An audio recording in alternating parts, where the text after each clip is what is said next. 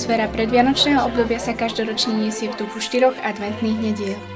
Miestne kultúrne stredisko v spolupráci s cirkevnými zbormi aj tento rok zorganizovali na Obecnom námestí nedeľné pobožnosti spojené so zapaľovaním adventných sviec a tak pri adventnom venci sa každú adventnú nedeľu spoločne stretli veriaci miestnych cirkevných zborov k tradičným adventným spoločným bohoslužbám.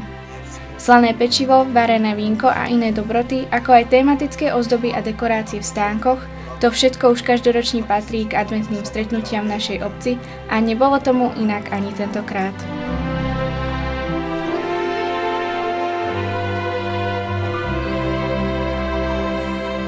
Prvú adventnú nedeľu zúčastneným poslúžila rímskokatolícka cirkev a k veriacim sa prihovoril farár Zoltán Fóty. Dnešným dňom začíname sláviť adventné obdobie. Toto obdobie síce nejestvuje od začiatku cirkvi, tak ako cirkev napríklad prvé 3 storočia neslávila Vianoce. Nebolo to potrebné, len pri konfrontácii s prvými takými bludmi sa rozvinuli tieto sviatky.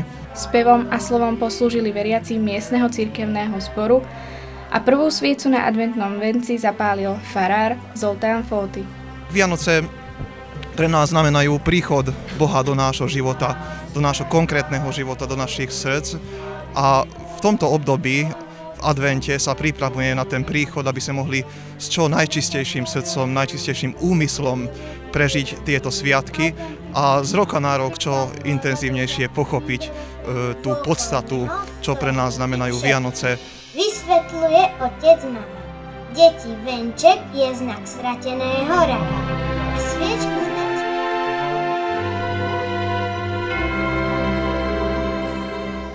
Druhú adventnú nedeľu piesňami aj recitovaním poslúžili veriaci reformovanej kresťanskej cirkvi. Veriacim sa prihovoril farár Pavel Kiš. Keresztény gyülekezet, kedves testvérek!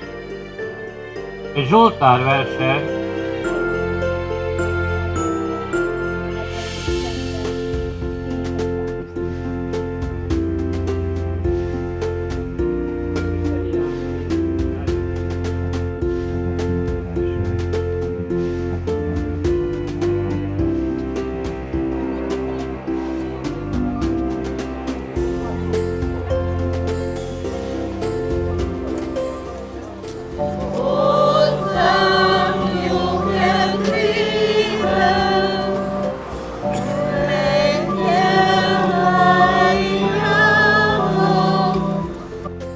halkuljon ajkunkon a zsolozsma, a hálaadó ének, hogy összekurcsolt kézzel, imádságos ajattal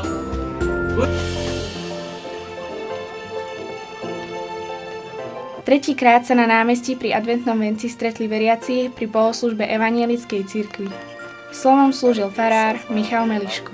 Dnes teda oslavujeme spoločne tretiu adventnú nedeľu a pri tejto príležitosti vlastne tu aj na námestí v Tekovských Lužanoch budeme zapaľovať tretiu sviečku adventnú. To je taký jeden z najlepších zvykov, ktoré spája naozaj všetky cirkvy, všetkých, ale nielen náboženské spoločenstva, ale aj všetkých ľudí, lebo to, že my slávime Vianoce, tak naozaj Vianoce slávia asi všetci.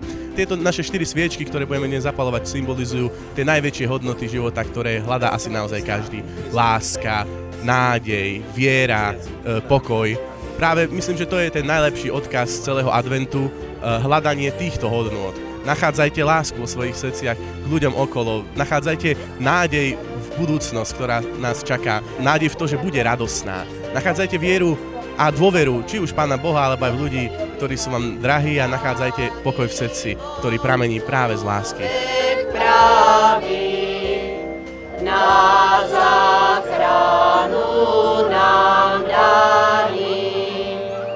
k zapáleniu 4. poslednej adventnej sviece krátkym programom prispeli veriaci z cirkevného zboru Pratskej jednoty baptistov. Slovom slúžil kazateľ Miroslav Mišinec a spevom poslúžil spevokol miestneho zboru.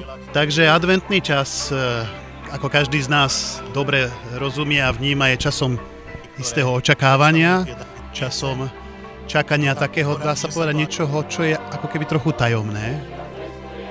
Pre ľudí možno až nepochopiteľné, ale to, na čo čakáme, je vlastne očakávanie narodenia toho Božieho Syna, ktorý prináša tomuto svetu to, čo zrejme nikto nevie poskytnúť. A pokoj, záchranu, večný život, sú len niektoré z vecí, ktoré prináša. Chceme byť bdelí, chceme byť smelí, chceme byť trpezliví a chceme byť otvorení, ako to hlásajú aj cnosti 4 sviec, ktoré zapalujeme, a keďže dneska zapalujeme tú 4., tak sa k tomuto posolstvu pridávame a týmto vás aj pozdravujeme a prajeme pokojné a požehnané sviatky. Nech ja zvestujem vám veľkú radosť.